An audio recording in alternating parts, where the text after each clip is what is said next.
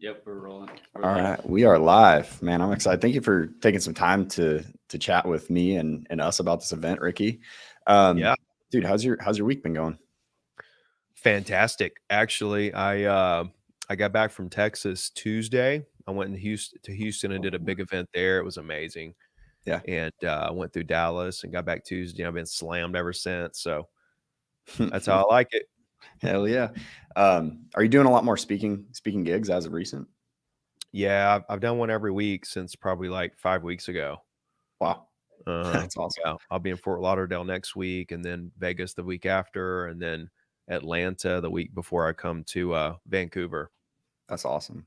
Yeah. Man, so what are you? I mean, that's a good thing to trail off on with all this speaking. Like, what the heck has your soul been on fire to share? And I mean, I've obviously followed you for a long time, and so I know relationships over transactions. You're like the first person that really helped me in my business and just pathway of thinking that way.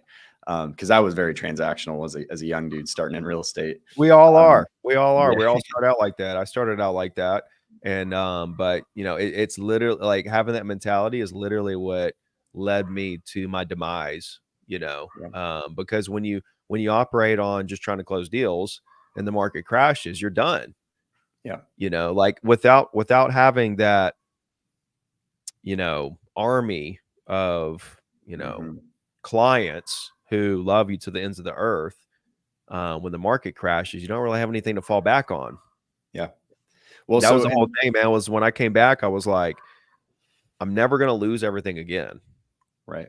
You know, and how do I build a business that, you know, doesn't matter what the market does? And the only way you can build a business like that, in my opinion, is to build a relationship, build business where you're building these lifelong friends with your clients and they use you forever. Because when the market crashes, it's not like people quit doing deals, right? You know, but there's a lot less deals and you need a lot of people that know who you are going into those moments. So yeah, to carry the momentum. So for just to back up real quick, for the people who don't know who Ricky is, at least in our network, and I don't think it's a lot of people, but for those people there, like, what was that? Just a quick 30-second synopsis of your story, what the way you built your business before, and then what brought you to changing it on round two when you came back. I got in real estate in 2002. I was 20. I made a lot of money really fast. Yeah. And I thought that's how real estate was done. And you know, I started flipping houses, like everything crashed and burned. And there were people that were 40, 50, 60-year-olds going through the same exact thing right next to me. Yeah. Right. And I was like, thank you, Jesus, because I'm in my mid-20s learning the same life lessons as people in their 50s, 60s, right. and even 70s, really. So yeah, man, I lost everything. I was sleeping in my car. I was sleeping on people's couches, eating out of people's refrigerators. Went back to roofing houses, which is what I did growing up with my dad. My dad owned a roofing business. My mom had a hair salon. And I was serving tables. I even got a job on an oil rig for a while. Wow. At the time, like, I didn't care, you know, like I was in my mid-20s. I was in shape. I'm still in shape, but like I wouldn't go jump on a roof at this point. 42 now, but my dad was 45 and he was still crushing it on the roof. Like he was running the crews and I remember he was 45 and he was still out roofing everybody on the job. It was wild. Then there was that one day where I beat him to the top of the house, like up this little run. And everybody's like, oh no, like little Ricky got his dad. But yeah, and then that was in 2005, like when everything, like people think 2008 was the crash. No, it wasn't. Yeah. Like that's when the stock market crashed. Like real estate prices started coming down in 05. And I didn't sell anything between February 05 and May of 2008. What was the best sales year you had in that first run when you were transactional? Like what was that? I think I made like 200 to 300,000. Yeah. So I made the rest of that money. So I made that for like 2-3 years. And then I flipped a bunch of houses. Yeah. And I made well over $1 million. And I had about $1.5 million worth of debt. Yeah. Whenever the market shifted. Wow. But yeah, I learned what not to do when it comes to flipping houses for sure. Yeah. But yeah, I came back in 2008. I was laid off from the oil rig, and I was like, all right, let's go. Like, let me back in the game. And through that I learned, deals happen every day no matter what. Like, if you go back through anything, closings are happening every single day. Yep. 2008 dot-com crash, 9/11 pandemic, even now, like, we're last year was like 2008 levels. Like, it's lower now Yep. so far Yeah. this year. Is it really? So nationwide, I wasn't privy to that. So it's It's pretty Q1 of this close. year has been okay. Like it's pretty close with last year in terms of like Wow. deals and stuff. So like the opportunity is still here. A lot of agents, they look back at 2008 and say, man, that was a great time to get in. But at the time, everybody's like, this is the scariest time to get in. Same thing now. People are looking at now saying like, now's not a good time to get in. But you're going to look back 5 years from now, 10 years from now, you're going to say 2023, 2024 was the best time to get in and expand your influence in the market. When markets are down, that is the best time to expand your influence in the market. Period. End of story. Because number one, a lot of agents aren't doing it, so there's so much market share on the table. Number two, you've got time to do it because you're not busy closing a million deals. And so, like, we're going to have a year in the next decade where we hit 7 million existing home sales. We did in 2005. People don't realize that 2021 was 6 million. Everybody thinks that was the record. It's not. 2005 was the record, and we have the demographic of people that want to own homes over the next decade is insane. Like, it's off the charts, and all the trade up sellers who are sitting there who want a different home, but are locked in, nice and tense. Yeah. It's all pent up. It's gonna, dude, it's gonna erupt, man. And I don't know if that's year 3, year 5, 7, or 8, but we're gonna have a year where it's like boom, and everybody's gonna wish to God they were in real estate now, building that influence. Yeah, the work we're putting in, this has kind of been our mantra too. Like, you're not seeing the results as quickly necessarily. You don't know when the results, when the momentum is going to start carrying you, but the work we're putting in right now is earning that paycheck that's going to come, and it's going to be wild. My dad always says to me, there will be a day that I come to you in the near future where I ask you, and you're holding that paycheck, and I'm going to ask you, did you earn that this week? And the answer is no. Like, we earned it because we fought through the storm and the season and kept going. And this is something that I've personally always I want to say struggled with, but it's been the hang up in the temptation of leaning towards or leaning back into or falling into the trap of becoming transactional again. And I think it typically happens in a moment of desperation. So let's say there's a realtor, and I'm sure many of them in this kind of circumstance have asked you this similar question. But if there's a realtor who hasn't spent the last 3 or 4 years building up and preparing and doing the right thing and came into the season with the relationships, they're here now. They're doing the right things now. They're following your lead on prioritizing, deploying goodwill, and not just chasing the next shiny dollar, right? For those people, like, if they're at the end of their rope right now, they don't have a ton of reserves left to continue surviving. Like, what do you say to them? Because really, like, it's kind of still playing the long game, right? Well, I mean, number one, how long? What was your idea of how long you wanted to do this business for? Have you been in the business 2 years? And when you got in, were you thinking this was going to be your career for 20, 30 years? If so, then I mean, like, you're just in the very beginning stages. Even if it takes you 2, 3, 4, 5 years to really understand what's going on and be able to really crush it, you've given yourself 15 to 20 more years to, like, absolutely dominate. So much can be done, over the course of a couple years, 10 years, 20 years. There's like, whatever's happening right now that you're going through, and your reserves are getting low or whatever, that's incredibly temporary. Like, in your mind, if you're going to go dominate, if you're going to be the one that's going to go out and really crush it and become one of the top agents in the market, that in the back of your head, that you're never going to give up and you're going to do this until you succeed or not. That's the way you have to be. Some people, they know in the back of their head that they aren't. going to be the person that's willing to put in the work and go out there and do the things they need to do. They're not Sure. coachable. They're not trying to learn. They're not trying to grow. They're not reading. They're not, studying. They're not making their calls. They're not doing their email. They're not doing the things they need to do. They're not doing anything. Yeah. They're just sitting around waiting on things to happen or thinking something's magically going to just come along, but the people that are quietly in the background, behind a closed door somewhere, grinding their face off, calling property owners, doing coaching calls, learning new skills, learning how to communicate with people, making them feel comfortable with you. That's the number one skill, honestly, like confidence, and then making people feel comfortable with you. Mm-hmm. I mean, if you don't have confidence and you can't talk to somebody and make them feel comfortable with you, then you're dead right there in the water. If you do those two things, but you don't talk to enough people, you're dead in the water, right? If you do all three of those things, but you don't stay in touch with them, you're dead in the water. Like, you got to have the full package, right. And I think that's the problem is people are focused on the wrong skills. They're focused on how to close a listing. And it's like the skill they should be focusing on is how do I make people feel comfortable with me within a matter of seconds of talking to them? Mm-hmm.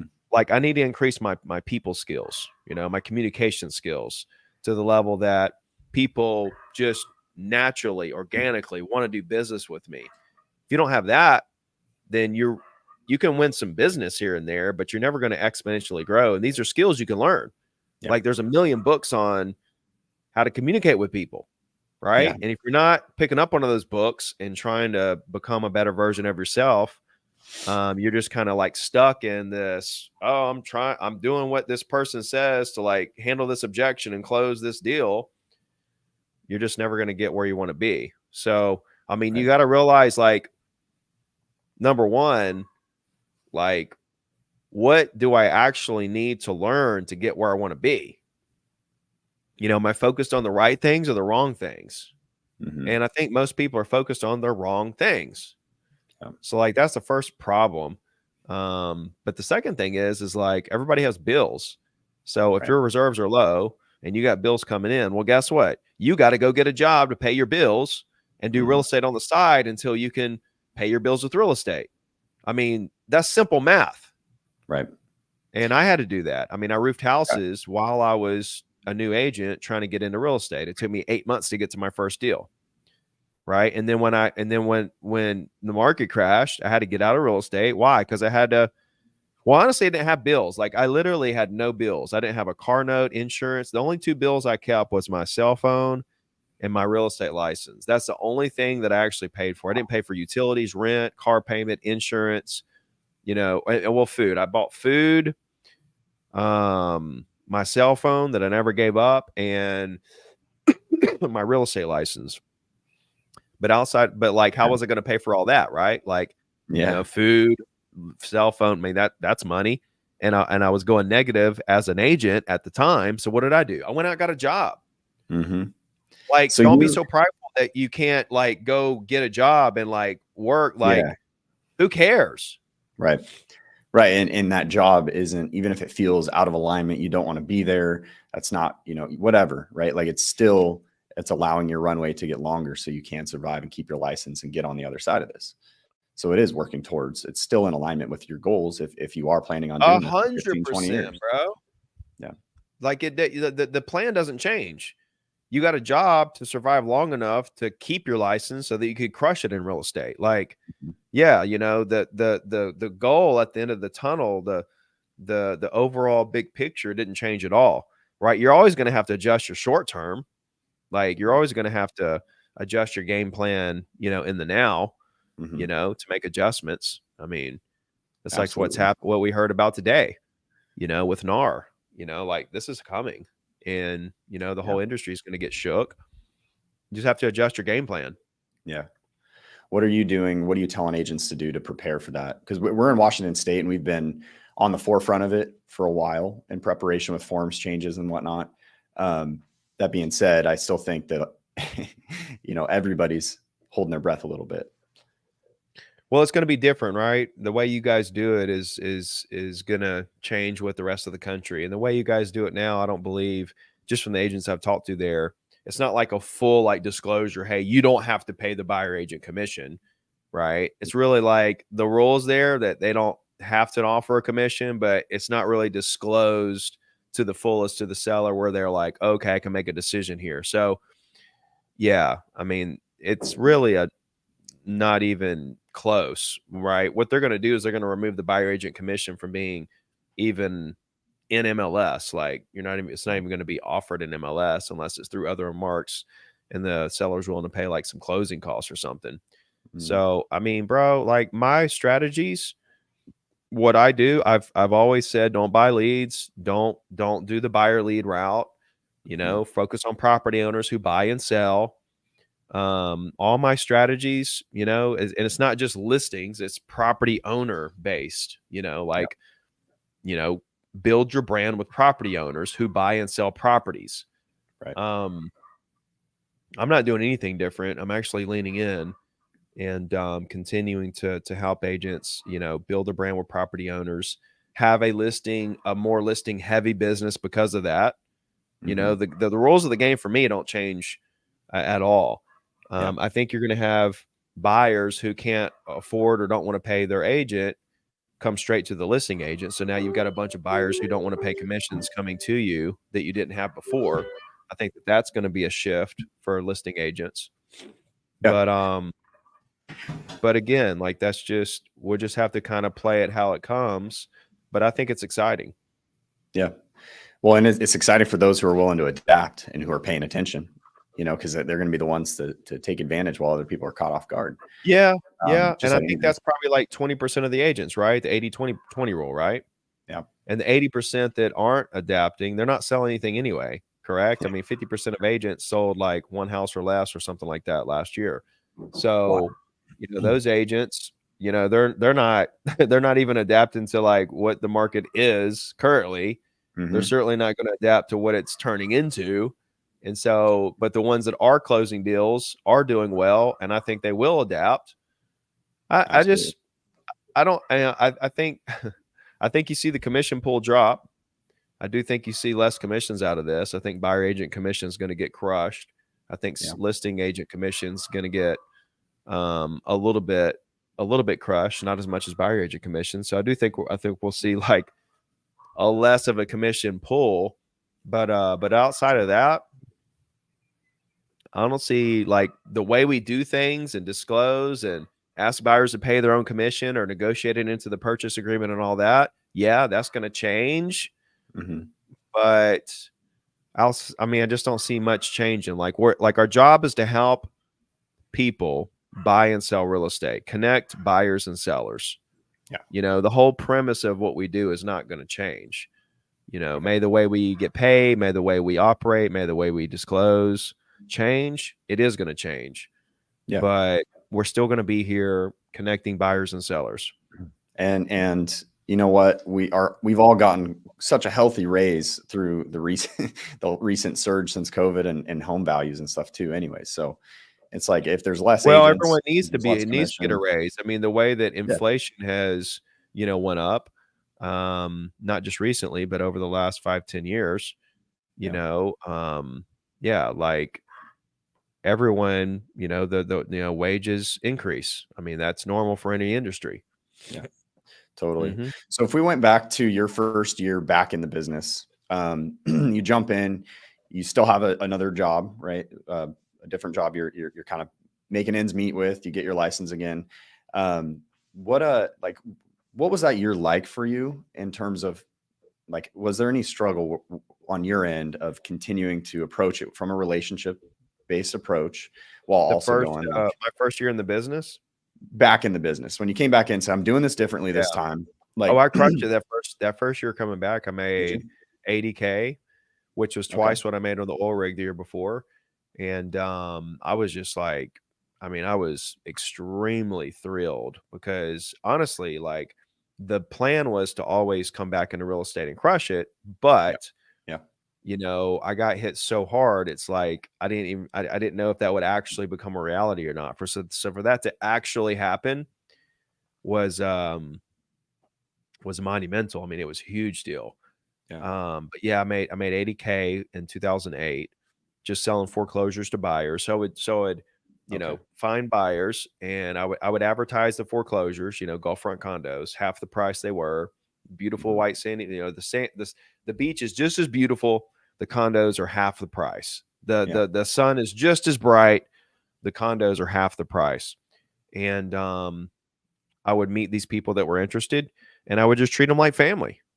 The conversations were so different because I wasn't trying to pressure them. I wasn't thinking about, oh, I hope they close this deal. I didn't care if they did a deal or not. I knew that they were, most of them, and I knew the ones that didn't would do a deal with me later. I was thinking more long term with everything. Right. You know, I was thinking like, okay, if they don't do a deal later, I want to secure this person as a lifelong friend to where if they ever do business, they'll call me. Yeah. You know, and if they do business now, great. If they do business later, great. Doesn't matter because I know I'm going to keep pushing and talking to more people. I mean, the name of the game, bro, is talking to people. Like when you realize conversation is the key to all closings, then it just becomes a race of how many conversations you can have. The problem is these agents who, you know, spend $500 a month and get like 4 leads a month from some source. It's like, I'm talking to, you know, 30, 40 people a week. Yeah. You know, like I'm doing as much as you do in a year in a week, because it all comes down to how many conversations I'm having with people about buying and selling real estate. Yeah. I mean, it's in a story, period. Absolutely. Yeah. I mean, you can trickle those conversations over the course of your career, or you can just, let's have as many conversations as we can right now with prospects. Yeah. Well, dude, and one of the coolest things that I've realized is when I started to think less on the transactional aspect and really detach from the outcome, like, you know what, I want to take care of this person and we'll see where the reciprocity lies. We'll see how long it takes to, like, it's detached. And when I started operating that way, I feel like my confidence went through the roof, and people, when they realized that I wasn't there to close anything and that I could care less if they buy right now or don't. It almost the reverse psychology, like you're saying, like you made 80 grand and you were closing deals even though you weren't pushing people to close. And I think that's something that I think once you realize that they're going to close a deal with or without you, and they're going to close a deal when they want to close a deal, right? And I think when you realize that like closings are happening every day, if you're talking to the amount of people you're should be talking to, you're going to run into these people that are closing deals today. Most of them will close deals later, which means you're going to have a massive business later based on what you're doing now. And you're still going to close tons of deals now. When you get that concept down, that philosophy, you know, it's kind of like gravity. What goes up must come down. Like it's a law. Yeah. Right. You talk to enough people, you're going to find people that want to close deals now. It's simple math. But you know, when you get them to open up to you, see that's the part about making them feel comfortable, right?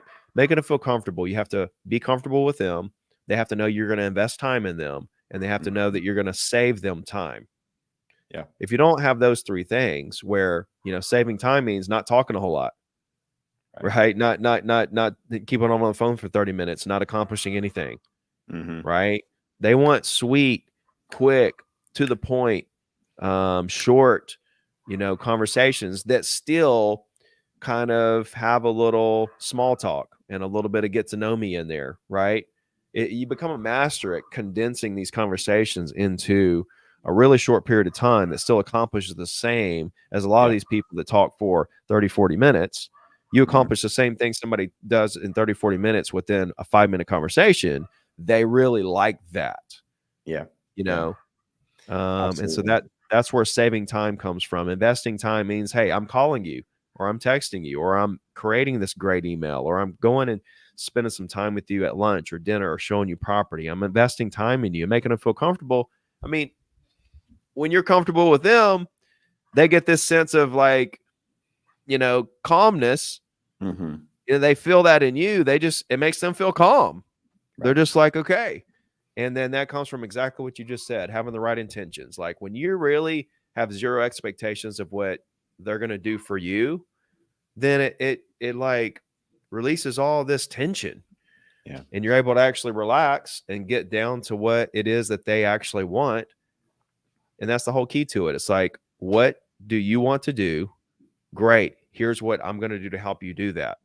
Well, and not only that, but like on the phones, man, like, I mean, I think most people's hesitation to cold call, and frankly, mine too, for a long time was that I felt salesy. You know, I was approaching it with the scripts that we were given, and but I wasn't coming from a place of what in the world can I do for you, right? And as soon as I started doing that, it's like this doesn't even feel like cold calls. I think you said something the other day at one of the lives you were in here locally, that you're really like a nonprofit trying to serve people, and you're reaching out to them to see what you can do to help. And so where's the pressure there? Yeah. And that's the psyche still so many people are missing. Yeah. Think of yourself as a volunteer worker doing community outreach, you know, to see what it is you could do to help people in the community.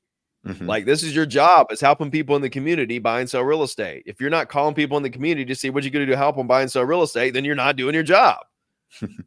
I love that. So you know, it doesn't matter to me. Like, if you want to go out and use social media to try to attract these conversations, go for it. If you want to buy Zillow leads, like, you could do it any way you want to do it. Yeah. My thing is are you talking to people in the market about buying and selling, right? And are you doing that at scale? Like, are you talking to enough people to build a massive business? And most people aren't.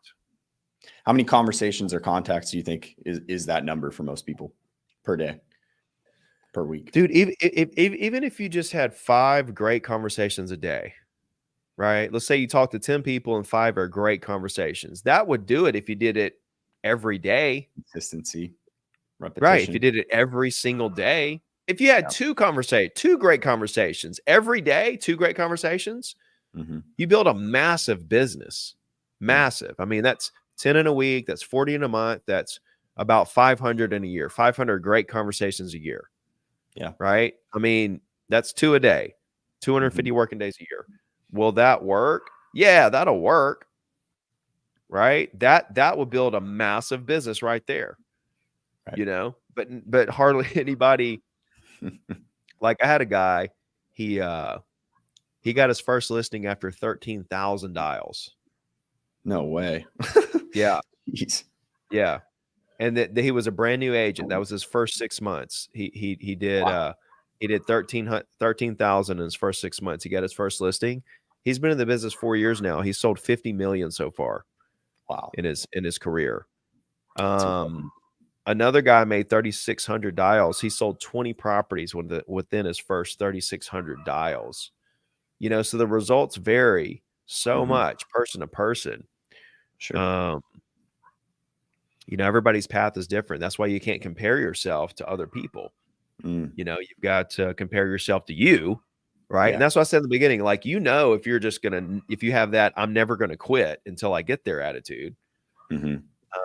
Only you know that. I mean, you can tell me, oh, I'm gonna crush it. I'm never gonna, you know, I'm this and I'm that or whatever. I'm like, okay, like, only you know that or not.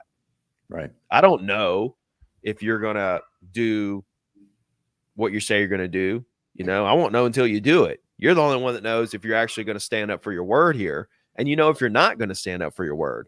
I knew back in the day when I got into real estate that I was going to be one of the best. Yeah. You know, I didn't know I was going to make a meal, lose it, go homeless, come back. Like, I didn't know how it was all going to transpire, what my story was going to be, but I knew I was going to eventually get to the top. Well, and that's inevitable if you know you're never going to quit. And I think that's the temptation of quitting, right? When we're in a season like right now, like on the back and in the thick of the results not being as easy as they once were for most people. But yeah, so if someone is looking, like, if they think in their heart, like, man, I don't know if I'm going to do this forever, do you encourage them to quit, to give up now? Like, what would your advice be? Everybody's different. This business is not for everybody, bro.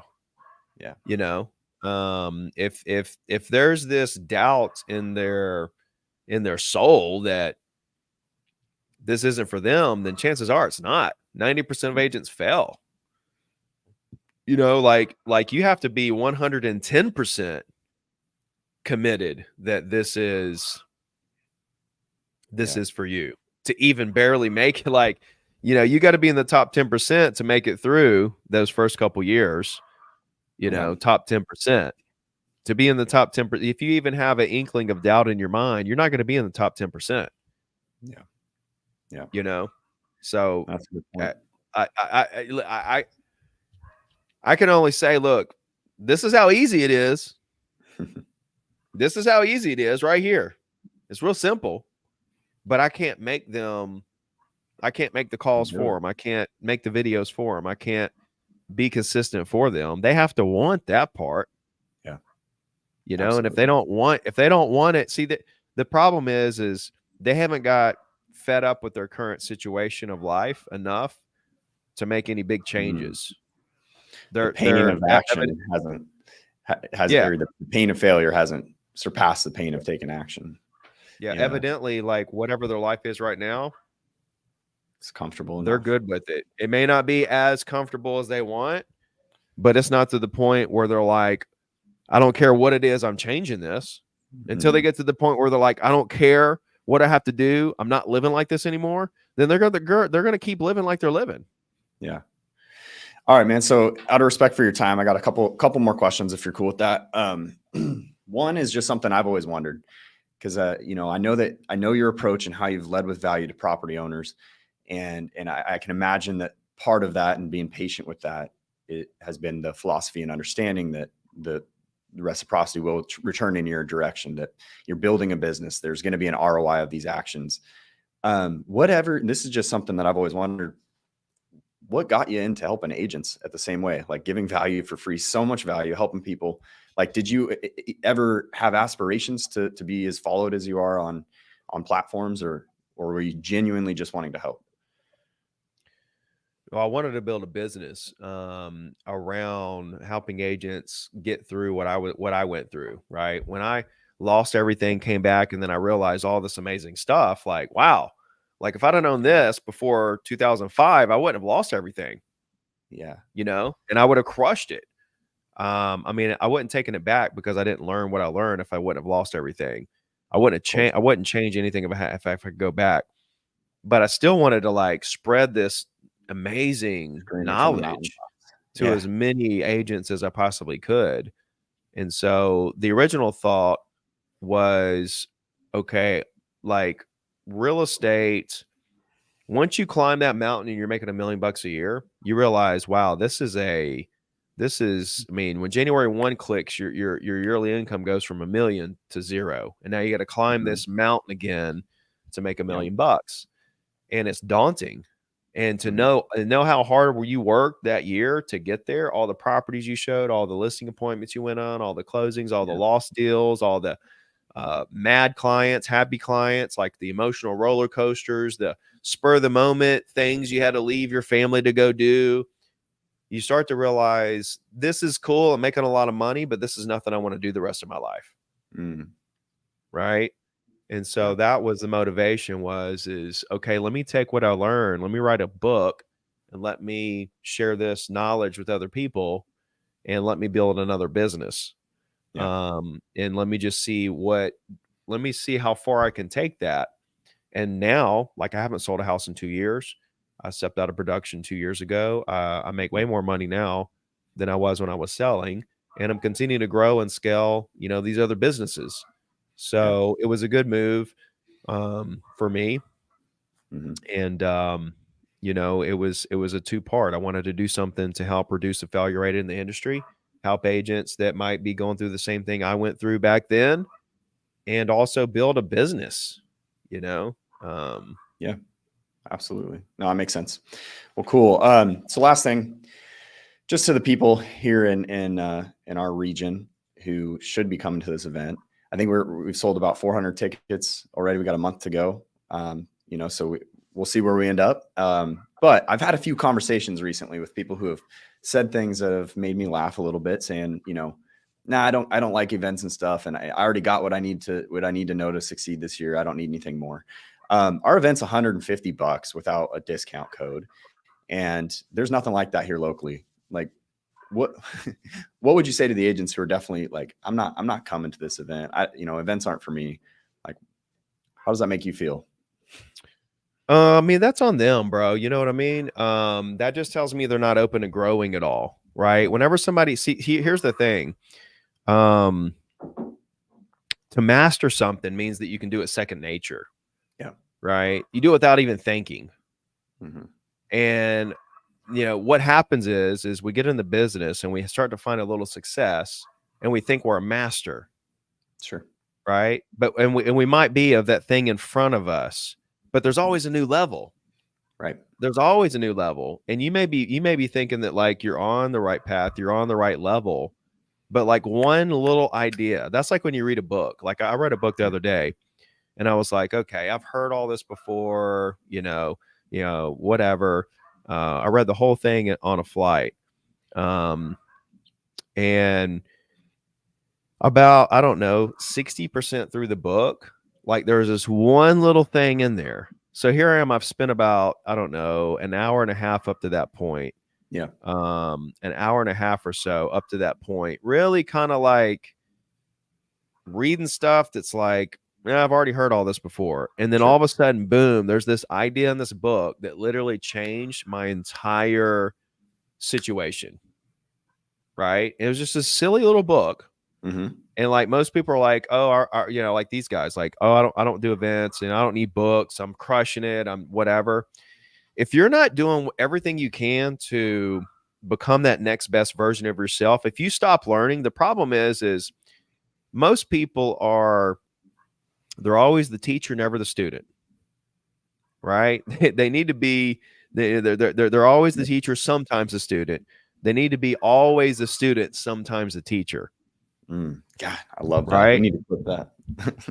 they need to, you like the people, like your coaches and people that you're learning from and mentors, like if they're not continuing to push themselves to go to events and to read books and to learn new things, how do you expect them to teach you new things? Yeah.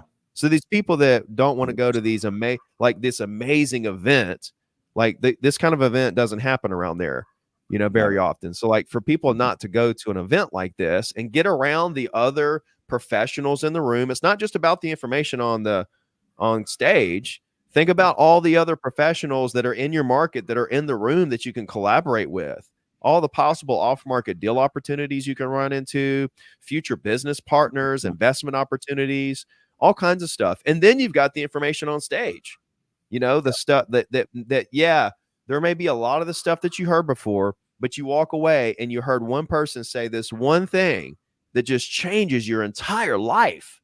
That's what happens. Every event I go to, there's like this one thing that somebody says that just changes. And it could be from a speaker that I know personally. I've heard everything that they've said before, right? Everything they're saying on stage, I've heard it before, but then they say something a little different, a new thing. Maybe they heard it recently in a book or a podcast and twisted it into their own little thing. And now all of a sudden it changed my life. Right. So yeah, I mean, and that's so true. I was just gonna I get it. Go ahead. Well, I was gonna say I get it, like not wanting to go to events and stuff, because that's how I was.